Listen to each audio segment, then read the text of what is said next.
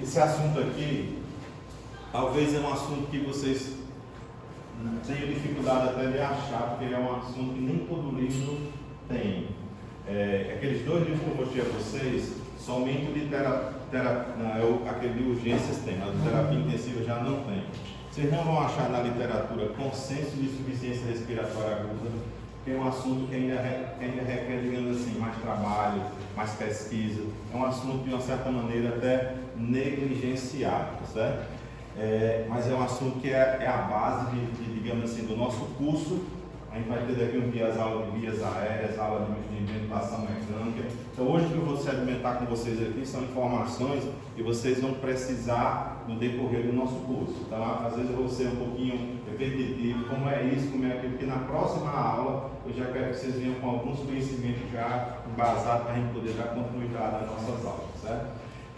Eu vou começar aqui a nossa aula para ver como é que está assim, o raciocínio de vocês, para que a gente possa começar a não decorar, mas a gente aprenda e com um raciocínio sempre bem lógico, certo? Imagine aqui que vocês estão de plantão na UPA do Alto Manuel, e o SAMU traz essa vozinha aqui lá da favela do Tranquilinho, Dona Maria Rosa, fuma 4 carteiras de cigarro por dia.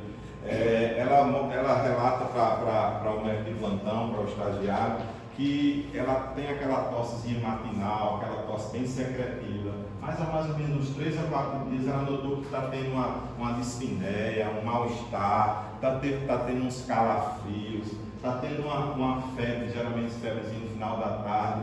E hoje,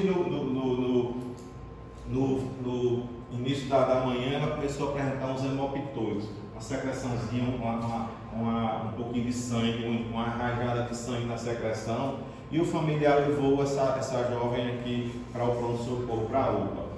Baseado no relato que a gente falou aqui, qual seria uma possibilidade diagnóstica para a Dona Maria aqui? Diga uma aí. PPOC exacerbado, ótimo. Diga outro. Tuberculose, pneumonia. TEP, né?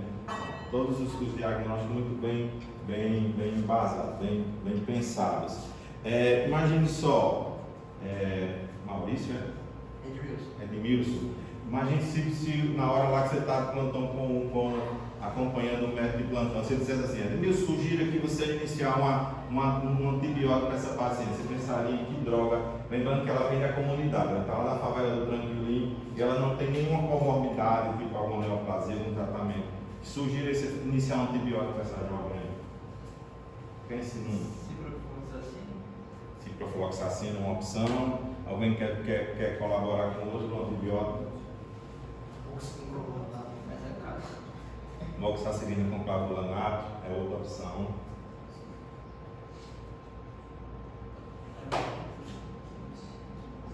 Uma coisa que eu noto sempre em vocês, disso a gente está notando de umas turmas para cá, uma deficiência em antibioterapia.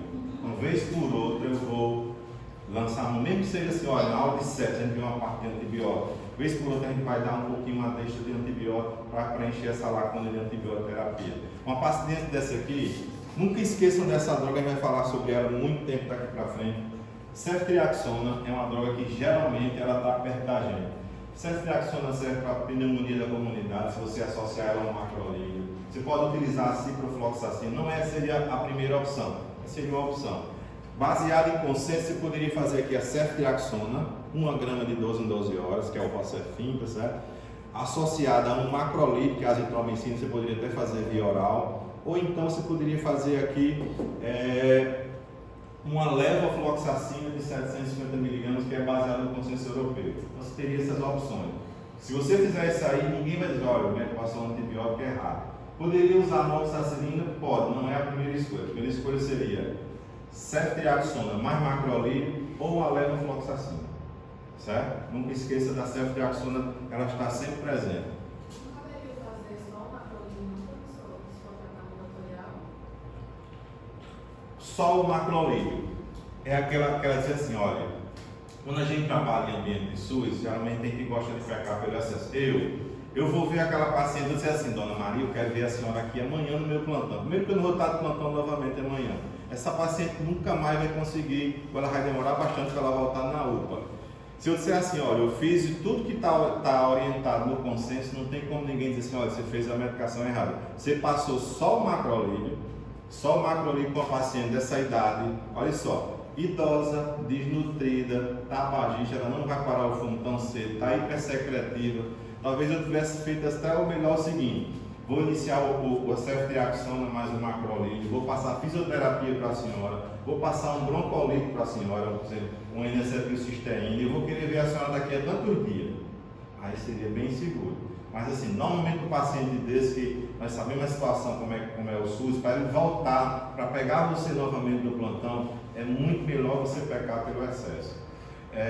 Nunca ninguém vai dizer assim, como é que pode o doutor passar um antibiótico tão caro, mas se ele disser assim, olha, eu fui para a UPA, o doutor passou uma amoxicilina sem clavulanato, eu fui na UPA, o médico ele disse que não se via de nada aquele antibiótico. É melhor sempre pecar pelo excesso, certo? Essa outra situação aqui, mas o raciocínio de vocês foi muito bom. Essa situação aqui, esse paciente aqui é um paciente hipertenso severo, estágio 3, começou a apresentar dispneia, tinha um hálito urêmico, e quando foi para o médico indicou colocar esse catéter nele, esse catéter de diálise, tá certo? Só que quando ele estava com o catéter, na primeira hemodiálise, quando chegou em casa, ele começou a apresentar uma dispneia súbita. Dispneia, e praticamente sem sintomas associados nenhum. Vocês pensariam em que nesse caso aqui? Ele é um paciente hipertenso renal crônico, recém-descoberto, TEP, né? Quando vocês olharem para o catéter, vocês pensam duas coisas logo. Catéter é sinônimo de TEP, normalmente. E quem adora catéter é Staff. Staff ele tem uma filia por catéter muito grande. Se eu dissesse assim, esse paciente começou a apresentar febre, leucocitose, calafrios, pronto, é Staff. Até que prova o contrário, é Staff. Quando você olhar para um catéter, você lembra em tromboembolismo, certo? Geralmente, a gente tem que cuidar muito bem desse catéter para ele não causar trombose, não causar eventos tromboembólicos, certo?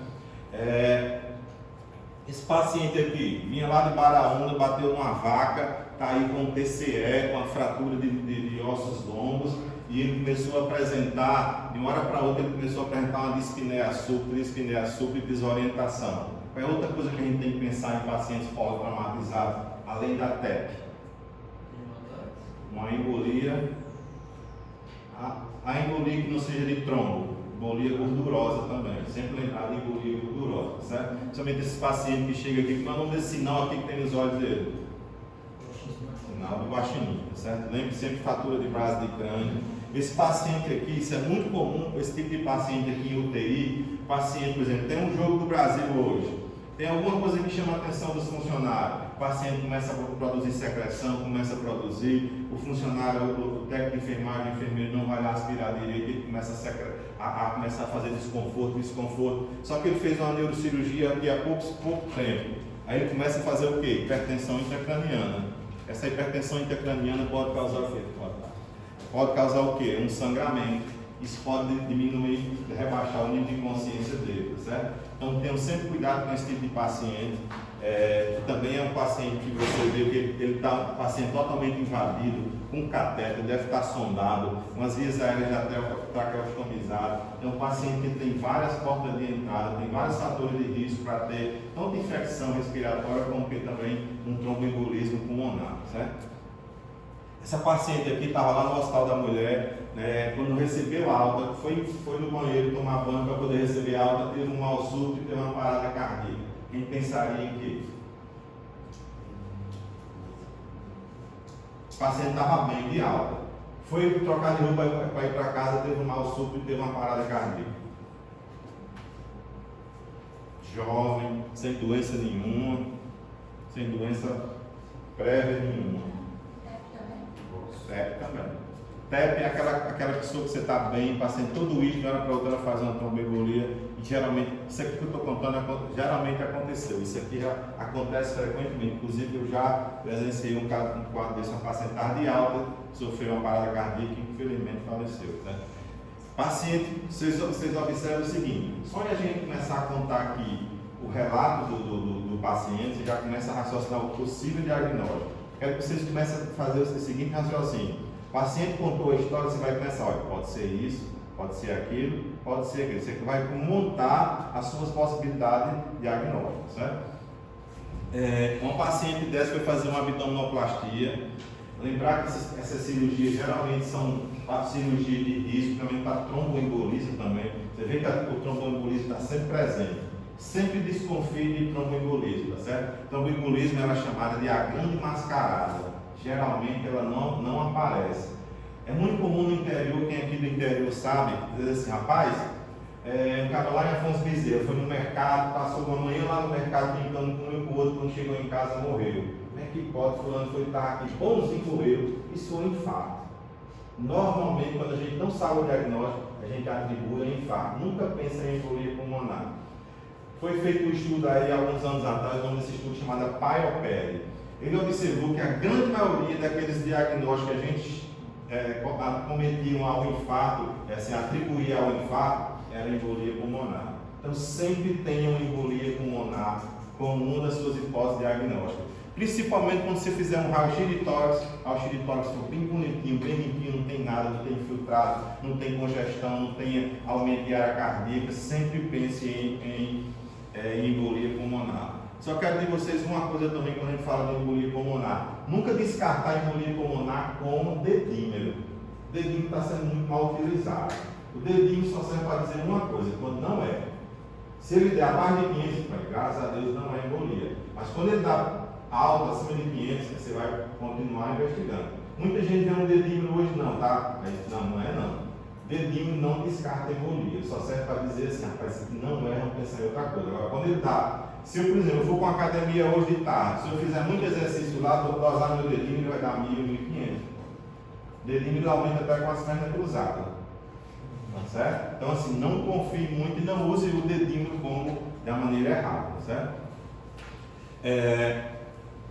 Aqui um paciente, geralmente pode acontecer isso, o paciente está durante a alimentação, às vezes a mãe dá as costas e a criança se engasa com a própria alimentação, fazendo uma broncoaspiração, uma pneumonia química.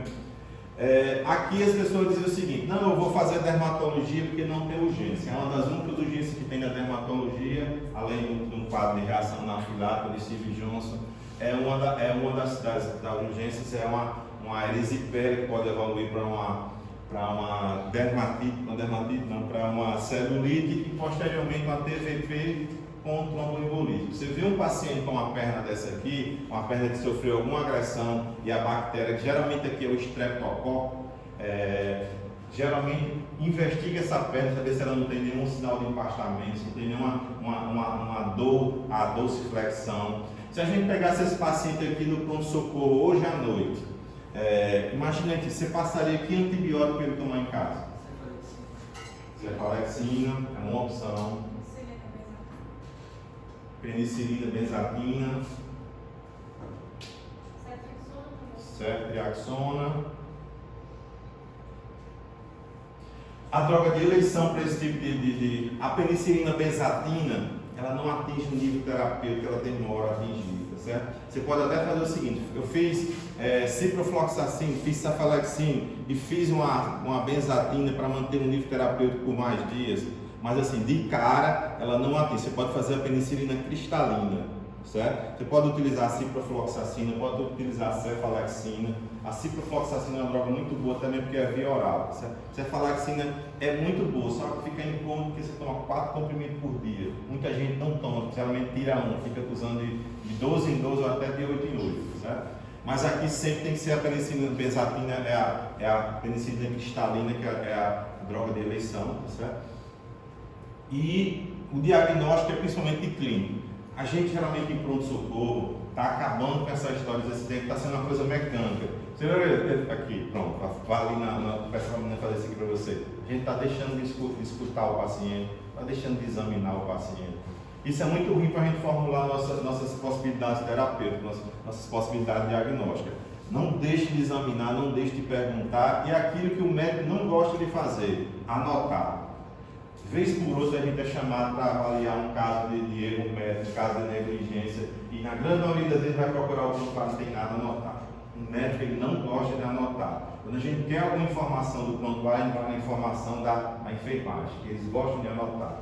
Então, assim, muito cuidado com o processo. Cada vez mais tem pessoas se aproveitando de algum erro, de alguma negligência médica para poder processar o profissional médico. Não sempre pegue pelo excesso. Ninguém vai dizer assim, eu vou processar o doutor Ednilson, que ele me deixou lá 12 horas de observação. Mas ele só mandou para casa quando ele fez vários eletros, fez várias troponinhas, depois deu tudo negativo. Agora você pode ir e procura um cardiologista, procura um médico. Você fazendo dessa maneira, você evita de ter problemas futuros. Né? Para a gente falar dessa aula de hoje, a gente tem que ver um pouquinho da fisiologia respiratória, para ver um pouquinho em relação a como é que a gente procede, como é que a gente entende a fisiologia para poder entender como é que se dá uma insuficiência respiratória aguda. Só lembrar aqui de uma maneira rápida que a respiração é um ato muito complexo. Ela é controlada pelo cérebro de maneira involuntária. Ela também tem uma maneira de você controlar a respiração. Se eu quiser fazer agora uma hiperpneia, eu começo a fazer. Então a respiração tem uma parte voluntária e uma parte também involuntária. Ela é controlada também pelos quimiorreceptores aqui no seu carotídeo. Ela tem mecanorreceptores aqui nas articulações, nos músculos, na caixa torácica e principalmente no centro respiratório bulbar. Agora imagine você pegar esse monte de receptores, esse monte de sensores que tem no organismo e dizer assim, olha, a partir de agora vocês vão ficar tudo adormecido, que eu vou fazer um sedativo em você e quem vai controlar tudo isso aqui é o ventilador mecânico. Como é que ele vai saber disso?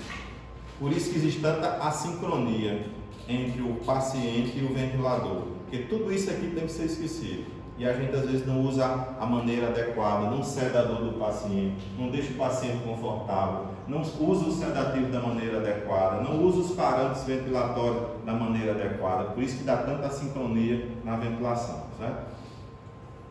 A gente geralmente tende por exemplo, imagine que eu vou subir um lance de escada. Quando eu chegar lá naquele lance de escada lá no final, eu vou fazer uma hiperpneia. Por quê? Porque o organismo tende a manter sempre uma oferta dessa, chamada oferta tecidual de oxigênio, de acordo com a demanda do paciente, de acordo com a demanda do organismo. Então, o objetivo de tudo é sempre manter uma oferta tecidual de oxigênio, até mesmo porque a gente utiliza o oxigênio como aceptor final de elétrons na cadeia respiratória, no ciclo de Krebs.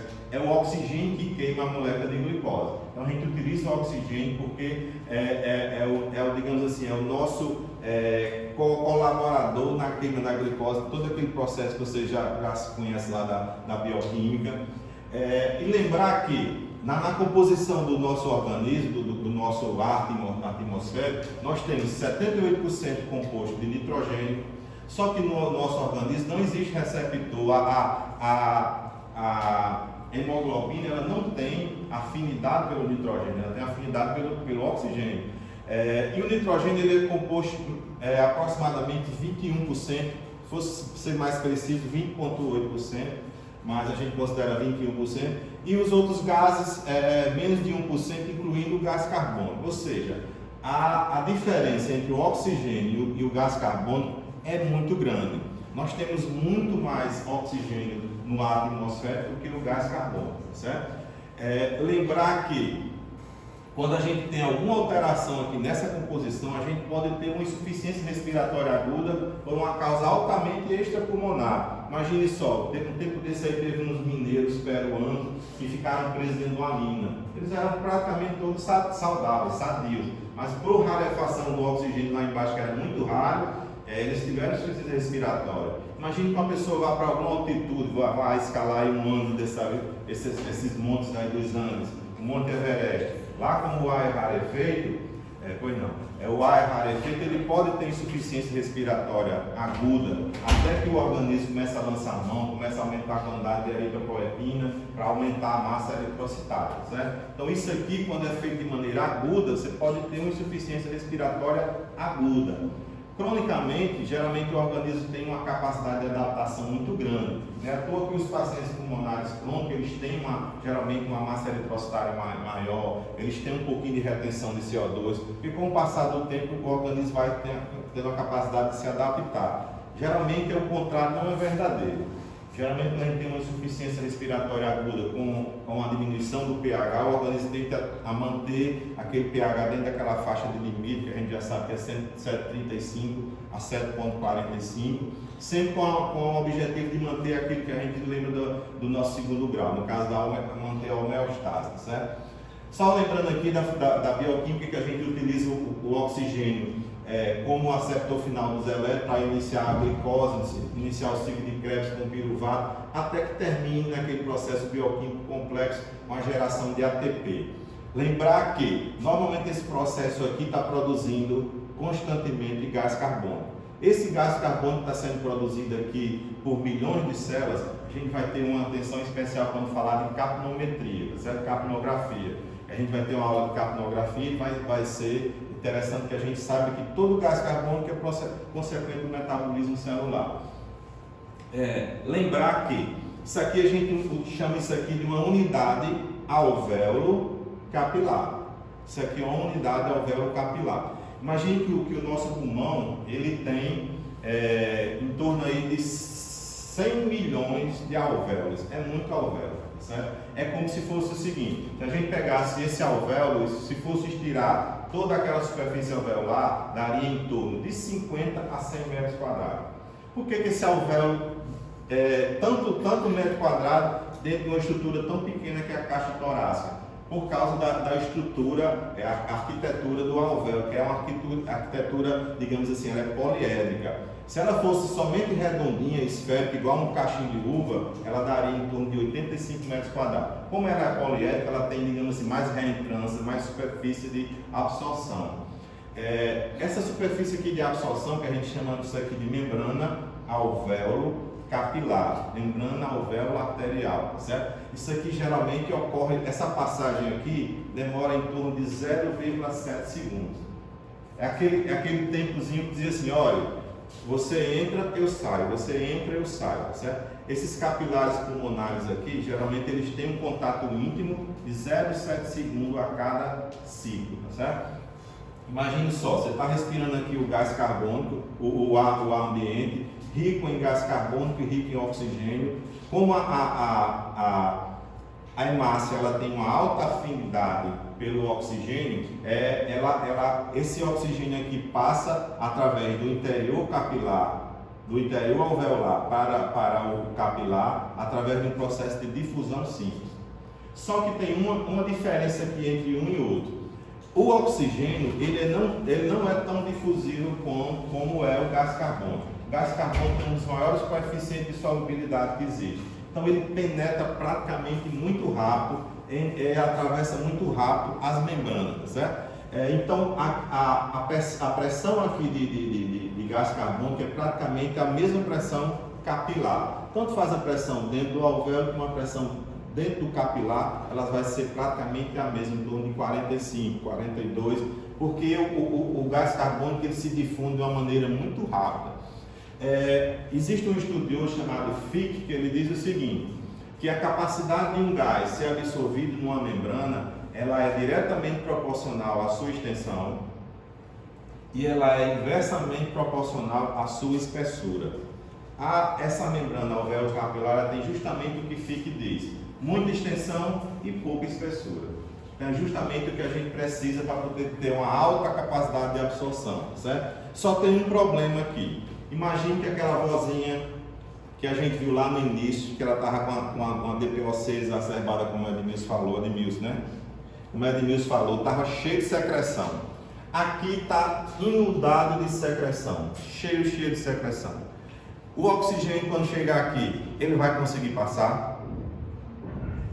Ele vai ter dificuldade. Como é que a gente chama como é que a gente chama na prática? Quero que vocês comecem a aprender. Como é, professor? Anota aí. Como é que a gente utiliza na nossa linguagem de terapia intensiva? Como é que eu chamo um alvéolo inundado de secreção, de sangue, de linfa? A gente chama disso alvéolo chantado. Isso aqui é um chante. Como é que funciona esse chante? Há uma diferença de oxigênio entre o alvéolo e o capilar. Por isso que a gente chama isso aqui de diferença alvéolo arterial. Certo? Até aí tudo entendido?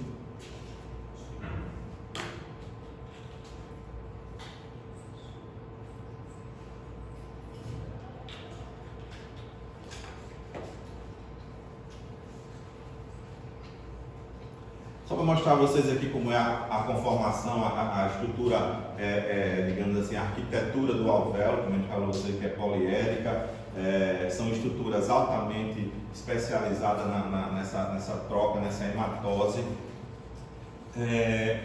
Aqui para mostrar uma coisa que a gente vai ver na aula de ventilação mecânica, quando a gente utiliza de maneira errada a ventilação mecânica, isso pode causar fraturas do capilar, chamada aqui lesão induzida pela ventilação. Isso aqui é uma coisa que é muito comum, muito frequente em ambientes de terapia intensiva.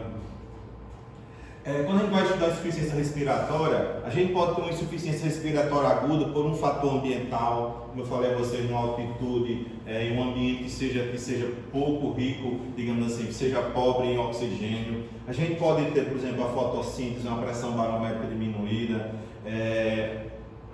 por alguma alteração na caixa torácica do pulmão, que vai ser o objetivo da nossa aula hoje. A gente vai estudar a insuficiência respiratória aguda de origem pulmonar.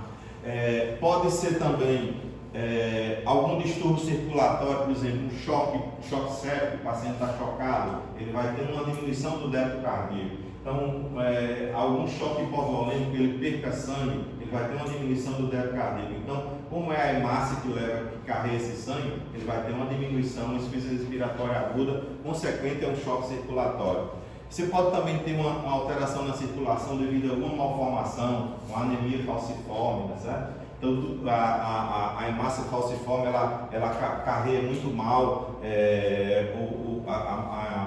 a molécula de oxigênio. Se você tiver alguma alteração, por exemplo, em relação no interior da mitocôndria, algumas substâncias interferem na respiração celular e pode dar uma intoxicação, um bloqueio na cadeia respiratória, no ciclo de Krebs. Em algumas situações a gente vai ver intoxicações, que a gente vai estudar intoxicações agudas, substâncias que causam uma parada na cadeia respiratória. Então você pode ter diversas situações onde pode ser observado insuficiência respiratória aguda, não só pulmonar, mas também de várias situações que circundam o nosso ambiente, certo? Só lembrar aqui a vocês que quando a gente vai estudar a insuficiência respiratória pulmonar especificamente, a gente observa muito essa relação aqui, ventilação, perfusão. Todo alvéolo ele tem que ser ventilado, todo alvéolo ele tem que ser perfundido. Quando a gente diz assim, o alvéolo está normoventilado e normoperfundido, é porque a gente diz que ele está com a relação VQ normal, tá certo? Então todos os alvéolos têm que ter uma relação VQ de 1, normal de 1 para 1, tá certo? Aqui só para lembrar vocês em relação à arquitetura, e lembrar dos pneumócitos tipo 2, que é que produz surfactante pulmonar. Vocês lembram lá da pediatria, que é importante no não colabamento dos alvéolos, tá certo? Isso aqui vai ser importante quando a gente for estudar SARA, na ventilação mecânica, a gente vê quais são os motivos que levam à telectasia, levam ao alvéolo chantado. Esse estudioso aqui, o Weibull, ele observou que ele dividiu a árvore respiratória em vários segmentos. Ele observou que da traqueia se divide em brônquio direito, brônquio esquerdo, brônquio lobar superior, brônquio lobar, brônquio segmentar, e você vai dividindo subsequentemente até a 17ª geração, é composto somente por epitélio pseudoestratificado. Então é uma superfície epitelial que não é passível de troca, de hematose, tá certo? Então é somente a zona de condução. Como essa zona de condução, a gente chama isso aqui de espaço morto anatômico. Ele não faz parte da troca, tá certo? A partir do bronquíolo terminal em diante é que você vai ter superfície de troca, são os alvéolos, os sacos alveolares e os ductos formando os ácidos, são superfície de troca. Até a 17ª geração só é a área de condução, de condutância, tá certo? Justamente isso aqui, ó. A partir dos bronquíolos respiratórios, você começa a ter superfícies de troca. Aí de cima para diante, daqui para anterior, acima não tem nenhuma superfície de troca. Lembrar que aqui tem uma esteira mucociliar que faz parte da limpeza chamada da clearance pulmonar, da clearance matinal. Normalmente o paciente que fuma muito, ele tem esse epitélio ciliar, ele é lesado e ele perde esses cílios. Por isso que normalmente o fumante tem aquela tosse cheia matinal, que é aquela secreção grossa, espessa, normalmente esverdeada ou amarelada, certo? Lembrar que só que esse surfactante produzido é produzido pelo pneumócito tipo 2. Lembrar que o vírus da Covid ele age justamente também no pneumócito tipo 2, diminuindo a produção de surfactante. Lembrar que quando o alvéolo está chantado, está cheio de secreção dentro, esse surfactante ele é diminuído, ele é diluído, ele é destruído, tá certo? Lembrar que também qualquer secreção aqui diminui a tensão superficial, esse alvéolo tende a colabar, tá certo? Imagine só aqui, imagine que eu estou aqui com um paciente que está com um edema agudo de pulmão, tá certo? Um edema agudo de pulmão cardiogênico, de origem cardiogênica. Ele está cheio de líquido aqui dentro. Tem líquido intersticial aqui dentro, tá certo? Porque a pressão introstática aumentou, esse líquido foi para dentro do espaço alveolar. Para vocês começarem a raciocinar, o que é que eu poderia fazer além do diurético? Imagine que esse paciente chegou com a pressão de 22/14. Eu comecei um nitrocruciato para ele e comecei a fazer o diurético. O que é que eu poderia fazer? Levando para o contexto da insuficiência respiratória aguda, o que é que eu poderia fazer para ajudar a mobilizar esse líquido de dentro do alvéolo para ele voltar para dentro do capilar? O que é que eu poderia jogar aqui dentro? Pressão positiva. Comece a raciocinar isso aí, que vai ser assim, vai ser um dos grandes tratamentos da gente durante o nosso curso, vai ser a utilização de pressão positiva, PIP geralmente, tá certo? Ou pressão contínua no CPAP ou no BIPAP, que a gente vai ver hoje aqui na aula de hoje, como é que a gente faz, qual a diferença de CPAP para BIPAP, como é que a gente utiliza essa maneira da gente remover esse líquido para dentro do alvéolo, certo? Esses alvéolos estão chantados, tá bom? Aqui só mostrando a esteira mucociliar. Uma coisa que eu queria chamar a atenção de vocês é como é que se processa a respiração. Nós temos aqui vários músculos respiratórios, principalmente aqui o músculo diafragma, que a gente já sabe desde a fisiologia, mas eu queria chamar a atenção de vocês também para os intercostais, para os escalenos, para o músculo esternocleidomastoide, que em situações, digamos assim, de um broncoespasmo, de uma insuficiência respiratória aguda, ele vai dar sinal para a gente assim, aquele paciente precisa de ajuda, aquele paciente precisa de prioridade. Às vezes você vai chegando no plantão, o paciente está lá fora, você olha para ele e está assim, ó. Aí eu vejo chegar lá dentro e fulano, eu passei ali agora, tem um paciente lá fora que está, se a gente não for logo, ele vai parar. Faça o seguinte, eu vou tirar aqui minhas coisas logo, chama logo aquele paciente aqui para atender logo. Às vezes você tem que se antecipar à urgência, porque senão quando você estiver recebendo o plantão, chega uma parada lá fora. Às vezes você vê um paciente, sabe, aquele paciente precisa de mais cuidado. Manda ele furar a fila aqui. O uso da musculatura acessória quer dizer o seguinte: esse paciente está quase entrando em falência. Se ele entrar em falência, ele para. Então é um sinal que a gente deve utilizar como um sinal de mau prognóstico. É o uso da musculatura acessória.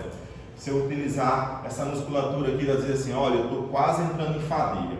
Chamar a atenção de vocês para uma coisa que a gente vai precisar na aula de ventilação mecânica, que o ato da inspiração, ela é um ato, digamos assim, é um ato ativo. Você utiliza aqui tanto a costela, ela faz esse movimento aqui, ó, para fora e para cima, e o músculo do diafragma ele baixa, então aumenta a amplitude da caixa torácica. Você faz isso.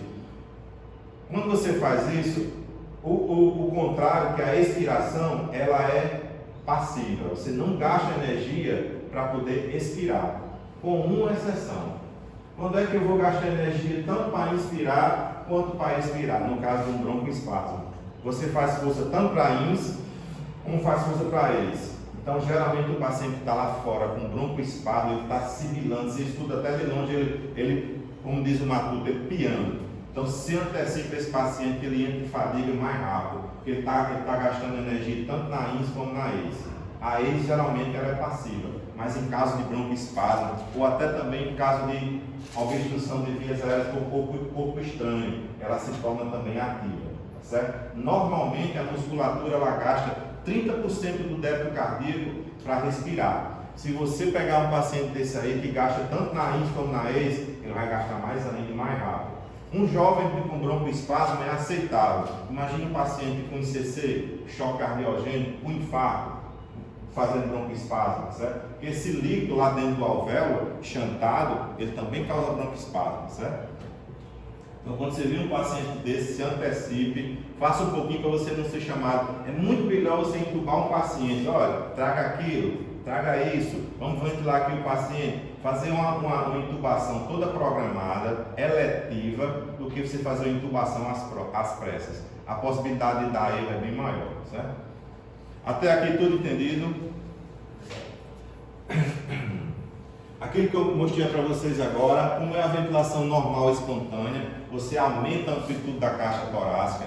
Como essa pressão atmosférica aqui fora, em torno de 760, 780, quando você aumenta a amplitude, esse músculo diafragma aqui ele se contrai, aumentando a amplitude da caixa torácica. Esse espaço pleural aqui ele aumenta. Como a pressão aqui se torna maior do que dentro da árvore respiratória, esse fluxo de ar aqui ele entra por diferença de pressão. Depois que geralmente esse fluxo aí, que a gente chama de volume corrente, ele fica em torno de 500 ml num paciente normal, fica em torno de 500 ml. Depois que você preenche toda a árvore respiratória do paciente, a expiração se faz passivamente pela capacidade elástica da caixa torácica e do pulmão, certo? Lembrar que o diafragma, quando ele relaxa, o organismo tende a expulsar aquele volume corrente que entrou por diferença de pressão. Para chamar a atenção de vocês para uma coisa, a gente aqui, nós estamos sentados em repouso, nós temos um volume corrente aqui em torno de 500 ml, o volume geralmente a gente utiliza no nosso momento de repouso. Se eu fizer uma inspiração profunda, eu faço um volume inspiratório de reserva. Se eu fizer uma expiração profunda, no caso, imagine uma situação de espirro, de tosse, você tende a eliminar esse volumezinho aqui, que é o volume de reserva expiratório. Só que tem um volume que a gente não consegue colocar para fora, que é esse volumezinho chamado volume residual. Esse volume residual é aquele volume que diz assim, eu vou fazer o seguinte agora, vou fazer uma força aqui, vou colocar todo o meu ar que tem no pulmão para fora. Ninguém consegue fazer isso. Se conseguisse fazer isso, o pulmão colabava. A gente tem sempre um volume lá dentro que faz com que o alvéolo não colabe. O alvéolo faz isso, ó. Quando esse alvéolo aqui, ele está inflamado, ao invés de ele fazer só isso, ó, ele faz isso, ó. Ele abre e fecha. Esse abrir e fechar do alvéolo inflama mais o alvéolo ainda. Como é que eu diminuo esse abrir e fechar do alvéolo? Aumentando o PIP. Que a PIP vai fazer isso, ó. Ele desinflama o alvéolo. Então a PIP, além dela remover líquido dentro do alvéolo, ela desinflama o alvéolo, porque diminui a distensibilidade do alvéolo. O alvéolo ele não suporta estar se distendendo dessa maneira. Quando você coloca uma PIP de 7, uma PIP de 10, ele faz com que o alvéolo mantenha-se sempre armado, sempre, digamos assim, como se fosse uma tenda, está sempre armado. Então a PIP ela serve até também para recrutar o alvéolo, aquele alvéolo que está colabado, que está chantado, a PIP também serve para recrutar, serve para deslocar secreções, tá certo? Melhorando a oxigenação. Então a PIP é uma coisa que a gente vai ter que usar bastante no decorrer do nosso curso. Qual é a definição de insuficiência respiratória aguda? É uma coisa bem interessante, é uma condição em que os pulmões são incapazes de realizar as trocas gasosas de forma adequada, grave o suficiente para ameaçar o funcionamento adequado dos órgãos vitais. Digamos assim, um conceito bem interessante, porque realizar as trocas gasosas. A gente imagina que o pulmão ele só realiza trocas gasosas, mas o pulmão ele tem várias funções além de realizar as trocas gasosas. Ele tem função de secreta angiotensina, a enzima conversora da angiotensina. Ele secreta várias imunocitocinas em processos infecciosos, na sepsis. Ele funciona como reservatório de sangue em caso de choque hipovolêmico. Ele funciona como um filtro da grande circulação para o restante do corpo. Então, o pulmão ele vai além da função somente de troca gasosa, certo?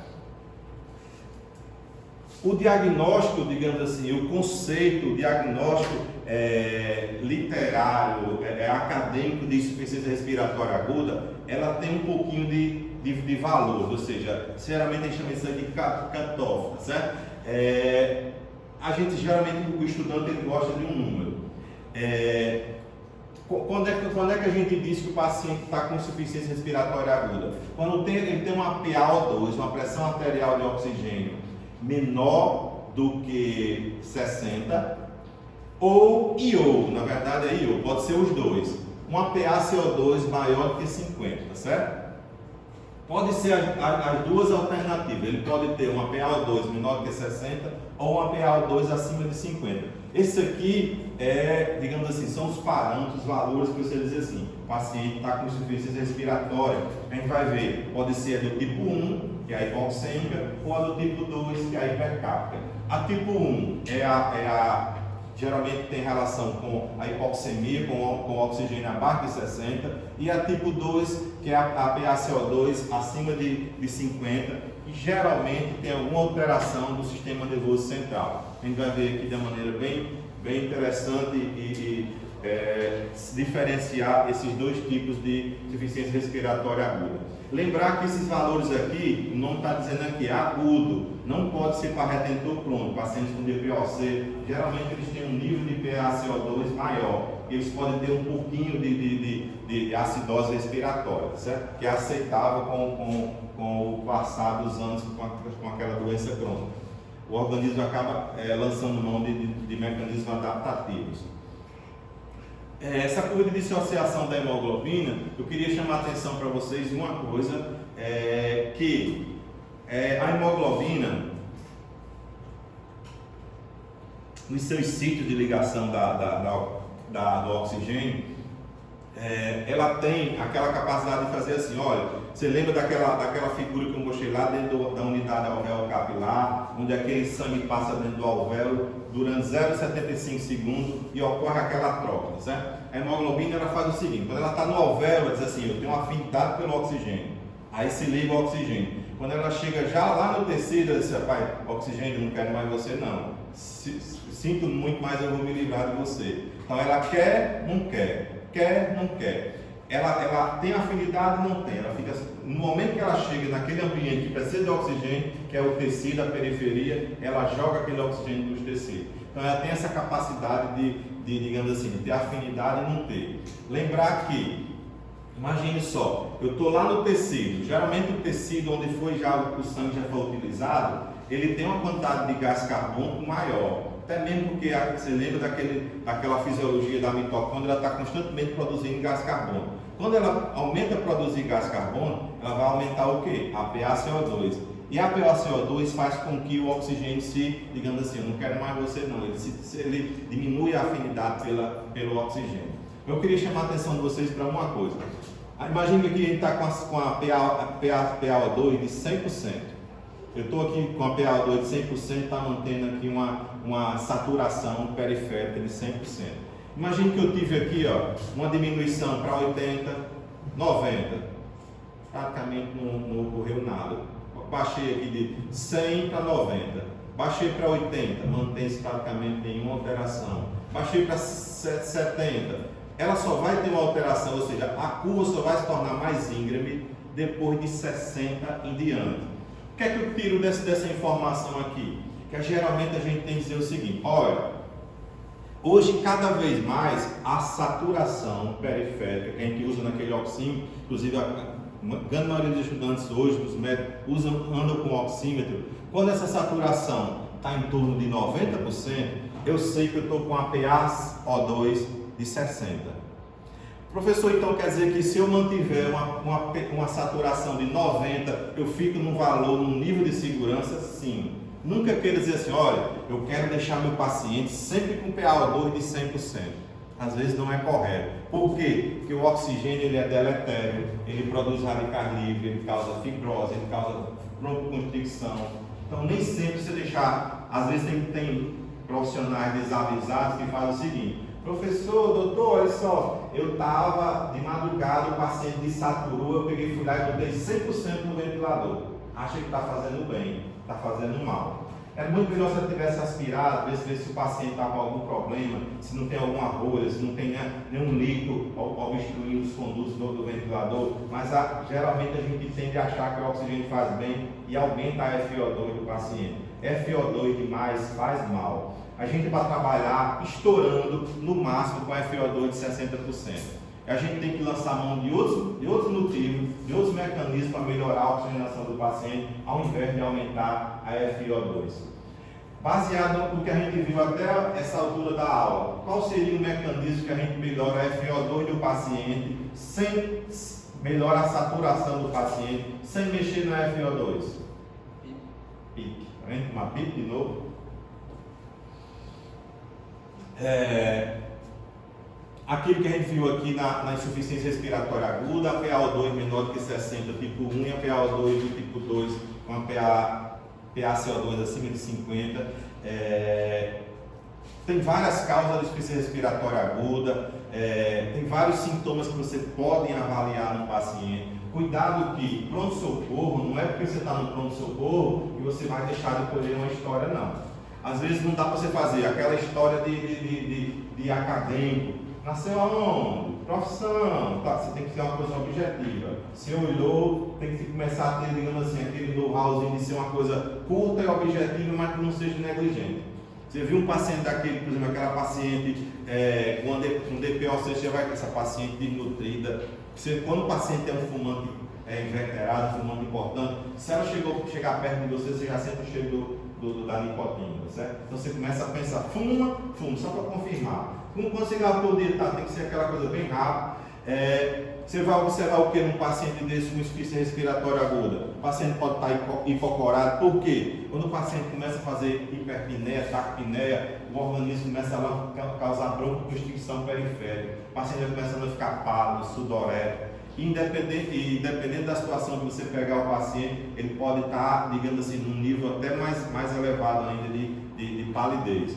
O paciente fica agitado, porque começa a faltar oxigênio no cérebro, começa a ter desorientação, pode ter alucinação. Nas extremidades, o paciente pode ter cianose num grau mais avançado, o paciente pode ter tremor devido à má oxigenação cerebral, má perfusão, você pode fazer pela perfusão tissular. Na ausculta, você vai observar um movimento alterado, um sibilo, pode ter ronco, pode ter crepe, pode ter estertores, pode ter um AB3, um ritmo de galope, denotando uma insuficiência cardíaca. Você pode ter sibilos. Se o paciente tiver com comprometimento maior, ansiedade, cefaleia. A cefaleia geralmente é consequência de a vasodilatação provocada pelo aumento do CO2. O CO2 é um alto vasodilatador, é um potente vasodilatador. Então, quando você começa a reter CO2, o paciente começa a ter cefaleia. Edema de papila e convulsões em níveis mais avançados. Normalmente aqui você observa na nossa prática diária, na grande maioria dos casos no pronto-socorro, paciente hipocorado, agitado, com estertores, sibilos. Esses casos aqui são casos mais avançados, casos mais graves que a gente não observa normalmente no nosso dia a dia. As manifestações da insuficiência respiratória aguda, elas são comuns a diversas patologias. Você vê aqui que a gente falou aqui de TEP, de DPOC exacerbado, de um tromboembolismo, pode ser um distúrbio de ansiedade, pode ser um edema agudo de pulmão cardiogênico, ou seja, várias patologias dos mais diversos sistemas podem causar insuficiência respiratória aguda, certo? É uma patologia muito frequente, não tão só no pronto-socorro, como também na UTI. Estudos recentes do pessoal da Escola Paulista, mostra que em torno de 57% dos pacientes dentro de UTI, eles teve insuficiência respiratória aguda, seja no pronto-socorro ou dentro da UTI, que desenvolveu também dentro da UTI, certo? Nos Estados Unidos, uma coisa que eles observam é que os casos de insuficiência respiratória aguda têm cada vez aumentado mais, só que uma coisa que eles observaram é que está diminuindo também a mortalidade, diminui para em torno de 27% para 22%, que ainda é considerada bastante alta. O que se atribui a isso? O uso mais acentuado, mais frequente de ventilação não invasiva, e também o próprio conhecimento da patologia que está sendo mais eficaz. No Brasil também acompanha-se o mesmo desenrolar dos Estados Unidos, mas como nós somos também um país pobre de estatística, a gente geralmente se baseia na estatística americana ou europeia. Uma coisa que chamou a atenção aqui no Brasil foi que um dos fatores de risco mais importantes da mortalidade desse paciente foi uma idade acima de 64 anos. Associado a isso também, uma causa que aumentou a mortalidade nesses pacientes foi a demora entre a admissão, entre o diagnóstico lá no pronto-socorro e a admissão na UTI. A gente geralmente se depara com falta de vaga. Não, vou fazer aqui, vou referenciar você falando aqui com o Tarcísio Maia. Estou numa urna, vou falar com o Tarcísio Maia. Quando você está num ambiente particular, o plano de saúde não quer autorizar, geralmente não dá direito de internação, você fica protelando, o paciente fica.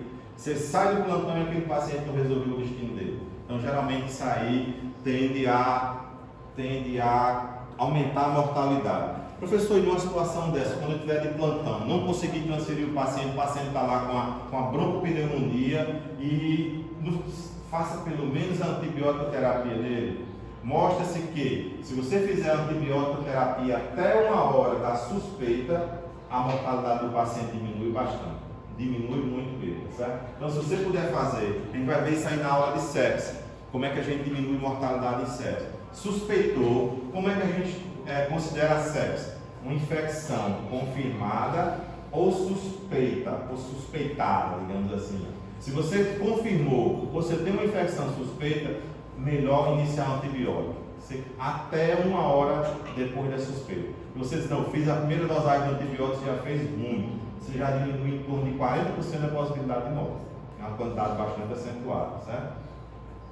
Isso aí se chama de pacote da sepse, que é geralmente fazer antibiótico até 1 hora, colher culturas, pegar um acesso venoso, de preferência 2 acessos venosos, colher a bioquímica do paciente. Se você fizer isso aí no pronto-socorro, já está fazendo assim mais do que muita gente faz em UTI, certo? Outra coisa que aumentou a mortalidade foi a cirurgia não programada. Geralmente aquelas cirurgias que não são eletivas, aqueles pacientes com abdômen agudo, cirurgias ortopédicas, cirurgias vasculares, a mortalidade aumenta bastante. Apresenta um espectro de gravidade bem amplo. Por exemplo, o paciente estava lá fora com a crise de asma, né? Um paciente jovem, se você fez o corticóide, fez o beta-2 agonista, fez o antibiótico, o paciente respondeu bem. Em contrapartida, chega um paciente lá fora com insuficiência cardíaca congestiva, o paciente vem lá de acudir, tem uma miocardiopatia chagácea, estava tudo congesto, a possibilidade desse paciente complicado, precisar da UTI, ser entubado é bem maior. Ele tem assim, os extremos da gravidade, a insuficiência respiratória aguda ela é bem diversificada em relação à gravidade. Depende da etiologia. Você há de convir que um paciente que tem um broncoespasmo, a gravidade dele é bem menor que um paciente que tem uma TEP. A TEP geralmente tende a complicar, principalmente quando é TEP provocada por acessos vasculares. Então a etiologia é muito importante em relação ao desenrolar da patologia.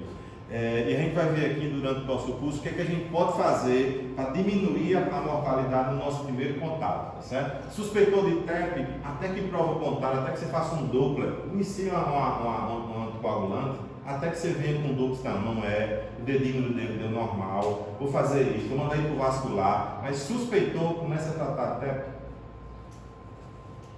Radiografia de tórax e a gasometria são indispensáveis na abordagem inicial. Radiografia de tórax, um exame fácil, barato, Se você tiver um pouquinho de conhecimento de radiografia de tórax, dá para você começar a afastar, digamos assim, possíveis diagnósticos. Você investiga aí uma pneumonia, uma DPOC, um aneurisma de aorta, um pneumotórax, um derrame pleural, uma insuficiência cardíaca congestiva, uma TEP, certo? Então, a radiografia de tórax, ela dá informações muito precisas e importantes nessa nossa suspeita diagnóstica.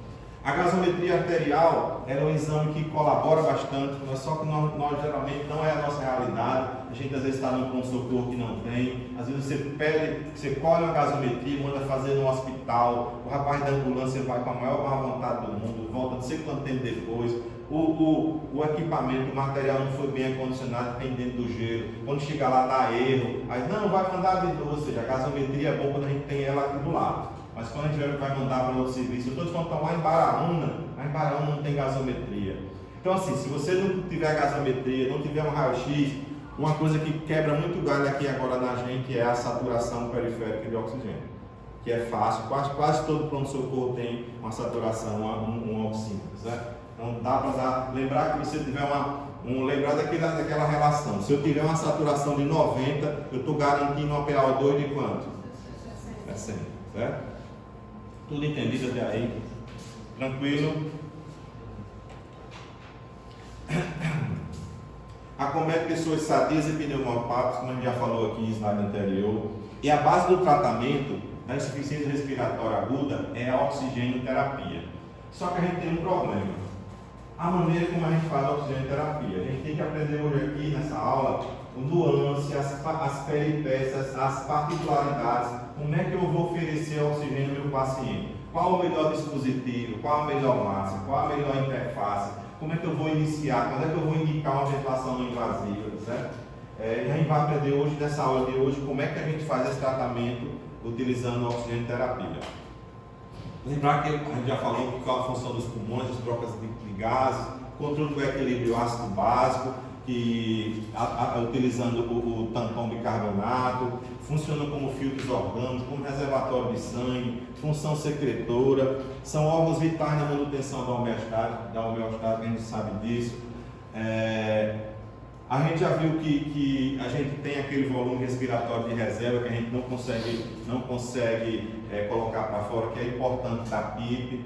Aqui é um slide que a gente mostra que quando a gente vai calcular o volume de um paciente, a gente utiliza o peso predito. A gente vai ver isso aqui direitinho na aula de ventilação mecânica. A gente vai calcular o volume ideal para cada paciente, de acordo com a estrutura corporal do paciente. Eu só quero que vocês coloquem uma coisa aí na mente de vocês hoje, que o pulmão ele é um dos únicos órgãos que não engorda.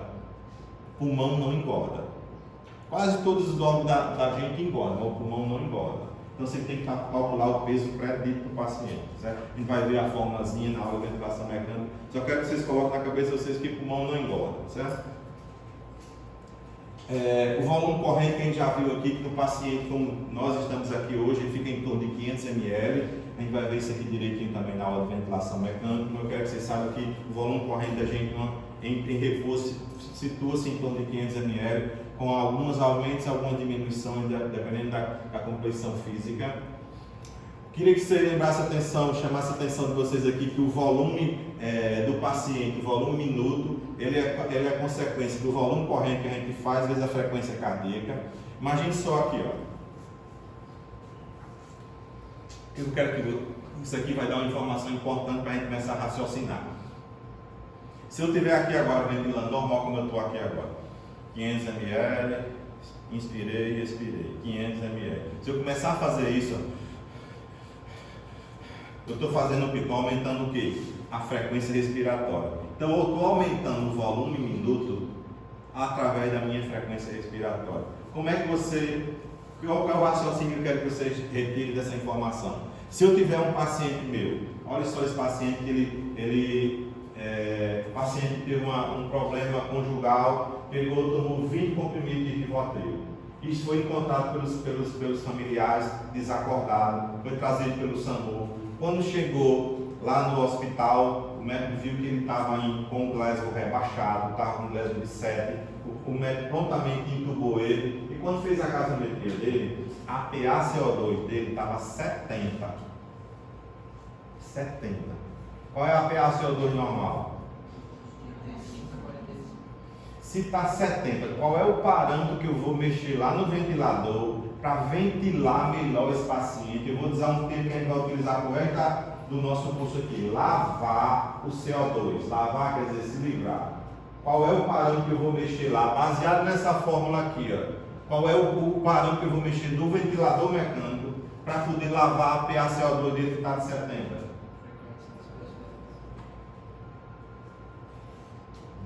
Estão entendendo, né? Então eu vou lavar, aumentando a frequência. Não vou mexer no volume, não vou mexer, vai mexer na frequência, certo? A frequência que lava PaCO2, certo? Lava gás carbônico. Lembrar que esse gás carbônico, quando ele atravessa uma barreira, atravessa uma membrana, ele se transforma em quê? Pela anidrase carbônica?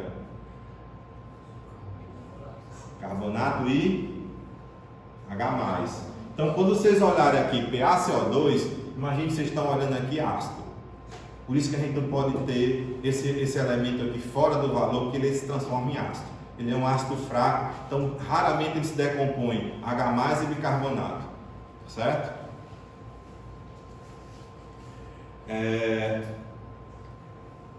Então, quando a gente tiver precisando melhorar, diminuir a PaCO2, a gente vai lá na frequência cardíaca, na frequência respiratória do paciente e mexe no parâmetro.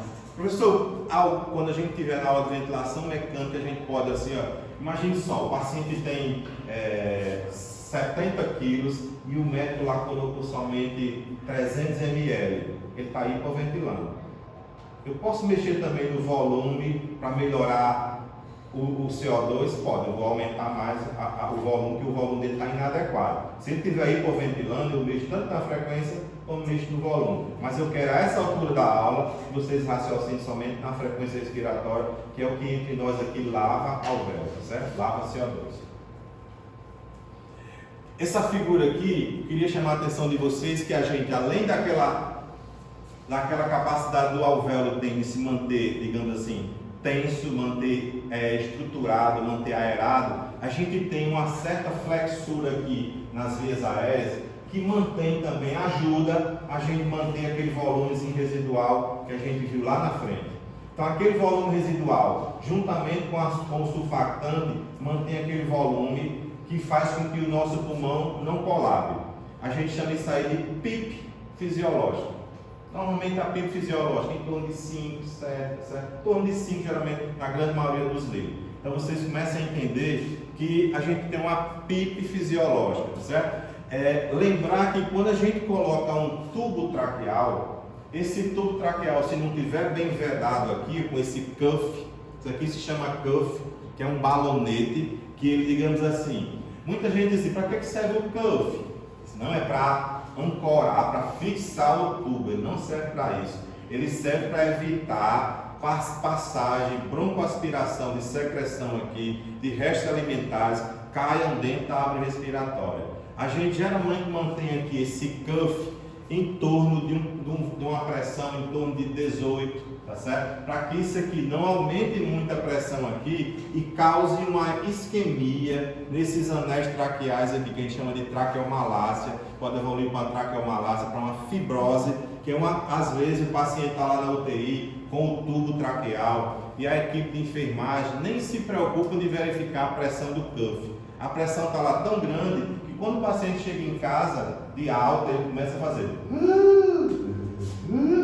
quando vai ver uma estenose pós-intubação, que é uma complicação da intubação, certo? Então a gente tem que manter essa pressão do cuff, tá certo? Em torno de 18, estourando 20, para que isso aqui não seja um problema do futuro para o paciente, certo? Isso aqui serve para fixar o tubo? Não, serve para evitar microaspirações, broncoaspirações e secreções de restos de alimentos, certo?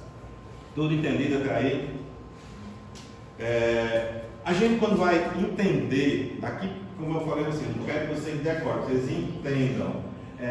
Quando a gente vai entender insuficiência respiratória aguda, tem vários mecanismos que causam insuficiência respiratória aguda. Imagine aqui, eu vou começar por esse, a gente chama isso aqui, como eu falei a vocês, de unidade alvéolo capilar, certo? Aqui é um alvéolo. Onde ele está? Você vê aqui tem VQ. O VQ, a relação VQ dele está totalmente normal. Ou seja, esse alvéolo ele está sendo ventilado e está sendo perfundido. Vocês observem aqui que o sangue está vindo venoso, rico em gás carbônico, proveniente lá dos tecidos, tá certo? Onde foi liberado pelas mitocôndrias. E esse gás carbônico aqui, pela capacidade de difusão do CO2, ele passa rapidamente para dentro do alvéolo. Esse oxigênio aqui, ele passa por difusão simples para dentro do capilar, se liga à hemoglobina e é carreado pelos tecidos. Que a gente viu que isso aí é a hematose, que se desenrola em torno de 0,75 segundos. Isso aqui é uma relação VQ normal. Isso aqui é o que acontece na grande maioria dos alvéolos. Mas se por acaso eu pegar esse alvéolo aqui, ó, imagine que esse paciente está com a bronquipneumonia, está com edema agudo de pulmão, sofreu um trauma torácico e está com o pulmão inundado de sangue. Esse alvéolo aqui, ele está o quê? Como é que a gente utiliza na prática da terapia intensiva? Está o quê? Chantado, tá certo? Esse alvéolo aqui chantado, ele não está sendo ventilado. Por quê? Porque tem alguma coisa impedindo que o oxigênio, que o gás carbônico, que o ar atmosférico chegue lá dentro do alvéolo. Tem alguma secreção, algum líquido está impedindo esse volume de chegar aqui na membrana alvéolo capilar. Mas ele está sendo normal perfundido. Então o que é shunt? É um alvéolo não ventilado, mas perfundido. Esse tipo de distúrbio aqui, que é o efeito shunt, é o efeito que a gente vê na grande maioria das bronquipneumonias, do pulmão de SARA, no edema agudo de pulmão, tá certo? São alvéolos shuntados.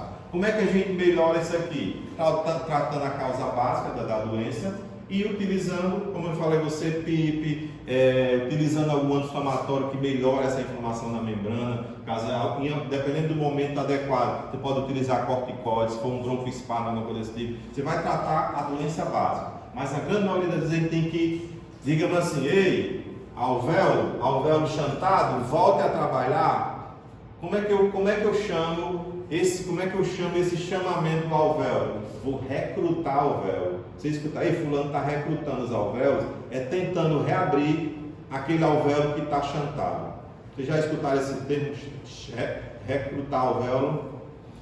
Quem que faz isso? É o fisioterapeuta junto com o auxílio do médico, certo? O que é que a gente está observando no nosso dia a dia?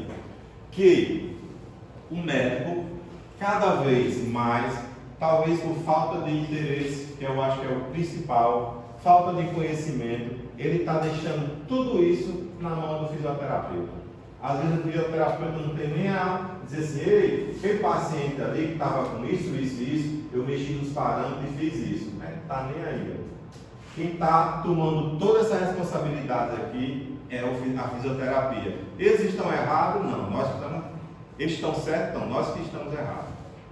A gente está dizendo assim, uma coisa que é nosso dever, nossa função, está na mão de um profissional. Na verdade, é para ficar nem na mão dos dois, é dos três.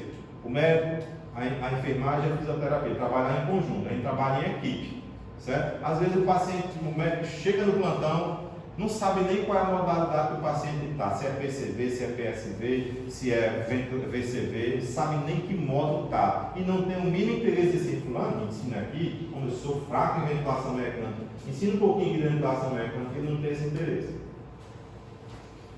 Que a gente escuta dos fisioterapeutas dizer assim, rapaz, eu estou no plantão com o doutor fulano, tem um paciente para mexer lá, para entubar, para fazer alguma coisa, ele fica dizendo assim, ei fulano, vê se você aguenta mais um pouquinho esse paciente aí na VNI, para eu não precisar entubar, eu vou já para outro plantão em outra cidade e eu tenho que sair daqui 7 horas em ponto, então falei com o colega para chegar às 6h50 para poder sair mais cedo.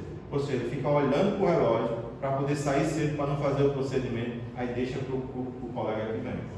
Evite esse tipo de problema, senão vocês estão arrumando um problema sério para o futuro, tá certo?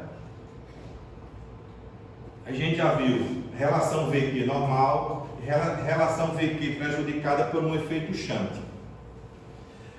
A gente vai ver agora uma relação VQ alterada por outro tipo de mecanismo. Vocês observem aqui que esse alvéolo aqui, ele está sendo bem ventilado, mas ele não está sendo perfundido. Ou seja, tem algo aqui obstruindo esse capilar, tá certo? Isso aqui, como é o nome desse efeito aqui? Essa é uma relação VQ tipo espaço morto. Ou seja, normalmente isso aqui é um trombo que está ocorrendo aqui nesses alvéolos, causando esse distúrbio VQ do tipo espaço morto. O exemplo típico de um distúrbio VQ espaço morto é o tromboembolismo pulmonar, é o TEP, tá certo? Ou a TEP, tá certo? Então a gente já viu aqui o efeito Shunt, efeito espaço morto, uma relação VQ normal. Normalmente a gente tem uma ideia errônea, errada, dizer assim, olha, eu tenho um paciente com TEP lá na UTI, eu vi na aula que TEP é sinônimo de espaço morto. Não existe um distúrbio que seja assim, ele está 100% espaço morto, ele está 100% Shunt. É uma relação entre um e o outro. Tem um pouquinho de Shunt? Tem um pouquinho de espaço morto? Tem. Então assim, eu posso dizer da maneira correta, esse paciente, ele, como tem uma broncopneumonia bem acentuada, ele tem um distúrbio predominantemente efeito Shunt. Esse paciente tem uma TEP? Tem. Ele tem um distúrbio predominantemente espaço morto. Deu para entender? Foi observado que na TEP, no tromboembolismo pulmonar, aquela massa tumoral, aquela massa tromboembólica, ela não funciona somente como uma obstrução mecânica, não. Por incrível que pareça, ela produz citocinas que causam broncoespasmo, produz citocinas que produzem líquido. Então essa obstrução aqui, ela pode perfeitamente ser um trombo, pode, mas ela pode ser também, ela está prejudicada por um vasoespasmo. Então não é somente a obstrução mecânica que causa essa má perfusão, é também pela grande produção de citocinas pró-inflamatórias que a massa trombótica produz, tá certo? Então assim, nunca existe um distúrbio digamos assim, um distúrbio que esse distúrbio ele é 100% distúrbio Shunt ou distúrbio espaço morto, ele é predominantemente, tá certo? Nunca esqueçam isso, viu? Aqui, como eu mostrei a vocês de uma maneira mais o efeito Shunt, a relação VQ normal e o efeito espaço morto. Dá para notar que vocês já estão começando a raciocinar, estão começando a entender coisas que vocês já não tinham visto isso ainda, né, antes? Eu sei que é muita informação, mas vai ficar gravado. Vocês, se tiverem uma dúvida, vocês assistem novamente a aula. Aquela parte que vocês tiver dificuldade, vocês releiam. E por incrível que pareça, a aula que tem no livro, geralmente vocês vão ter pouca dificuldade, porque geralmente é o que a gente está falando aqui. Vocês não têm dificuldade para estudar, não, né? Aquilo que a gente disse a você que é importante quando você chegar agora do intervalo, vocês me avisam, viu? Já está na metade. Oi? Já está na metade. Metade. Deixa eu só ver aqui como é. Só terminar aqui, Pipo, para a gente poder tomar um cafezinho ali, tá certo? Não vai embora e deixa a gente na mão, né? Aqui a gente chama de unidade alvéolo capilar, que vocês já sabem disso. Imagine só, para vocês terem um raciocínio bem lógico. A gente vai trabalhar com a pressão positiva no final da expiração, que é a PIP. A gente sabe que a gente tem uma pressão fisiológica em torno de 5, mas a gente vai trabalhar na ventilação mecânica invasiva e não invasiva, com a PIP, tá certo? Que não é a fisiológica, é a PIP programada pelo ventilador.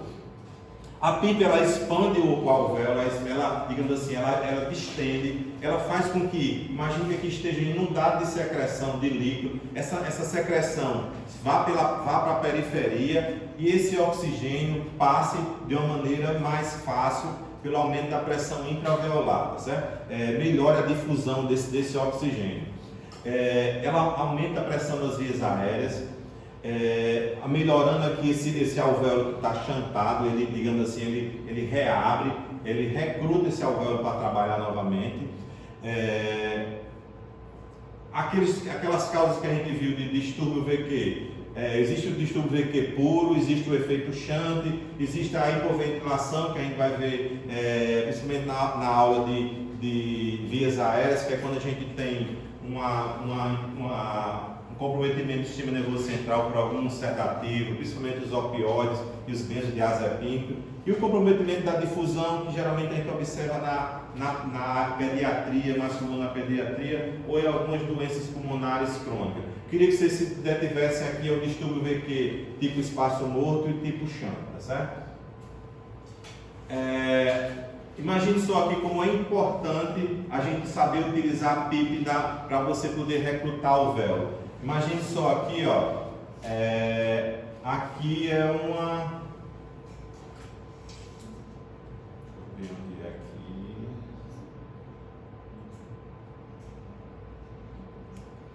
Sei que a figura não está muito legal, mas vocês observam que essa radiografia de tórax, o paciente está com...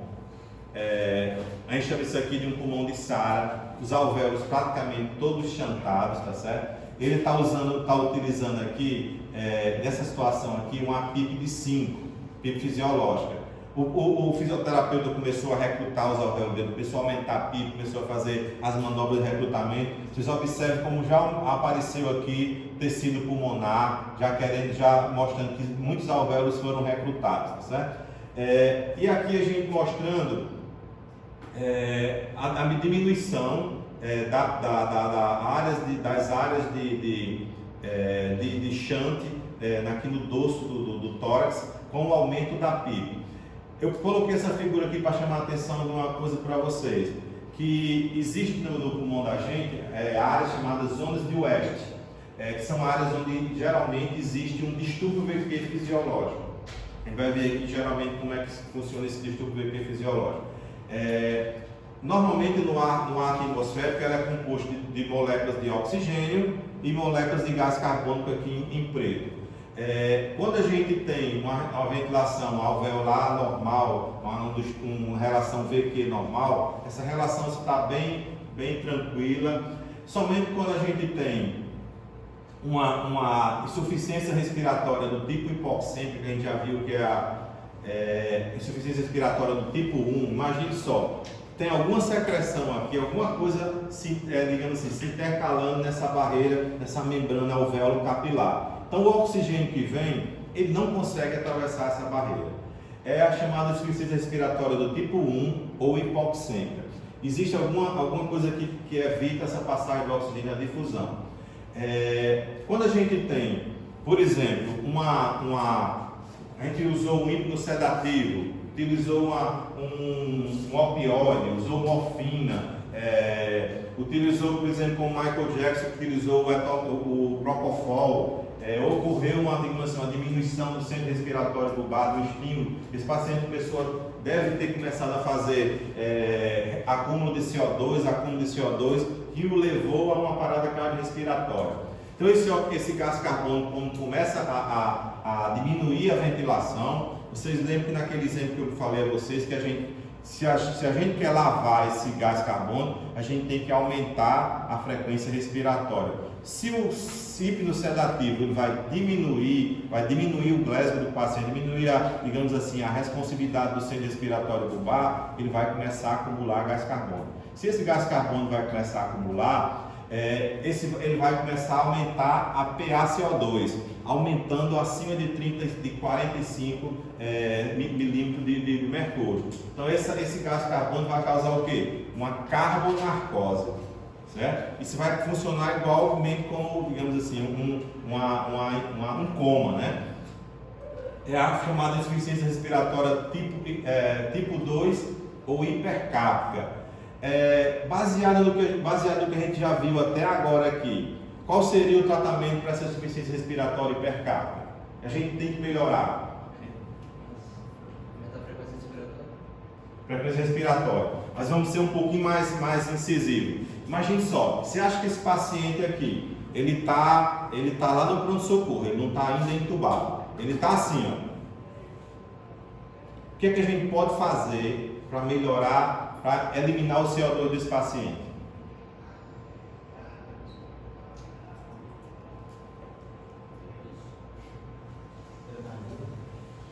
Que?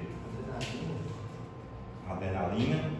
Adrenalina a gente poderia fazer, a adrenalina não reverte efeito do, ele está sob esse efeito sedativo que ele tomou em casa. O que a gente pode fazer para melhorar, olha só, ele está com Glasgow rebaixado, está de 7 com 7 de Glasgow, certo? O que é que faz um paciente desse aí, com Glasgow rebaixado, com a PaCO2 aumentada? Esse paciente teria indicação de quê já? Você tem que proteger as vias aéreas do paciente, senão ele vai broncoaspirar, aí vai piorar todo o desfecho da doença, certo? Paciente com Glasgow rebaixado abaixo de 8 é sinônimo de tubo na traqueia. Não tem como eu colocar aqui uma VNI, ó, paciente com a VNI, está com a máscara bem bonitinha aqui, o paciente, ó. Não funciona, tá certo? Paciente funciona isso aí. Se você tiver um paciente, não, eu estou com a pneumonia aqui, mas estou sentindo razoável, vou cooperar. Se o paciente tiver com Glasgow rebaixado, você só vai protelar um problema. Então, Glasgow rebaixado é sinônimo de tubo na garganta, tá certo? A adrenalina nem pensar, porque a gente não sabe nem como é que está o aparelho cardiovascular, o estado cardiovascular dele, certo?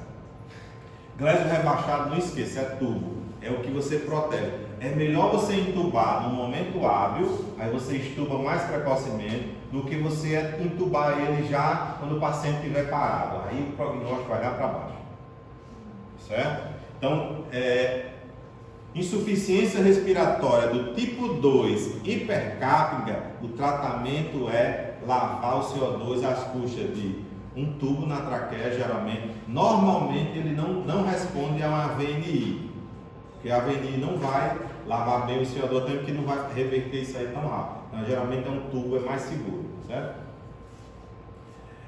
Vamos tomar um cafezinho?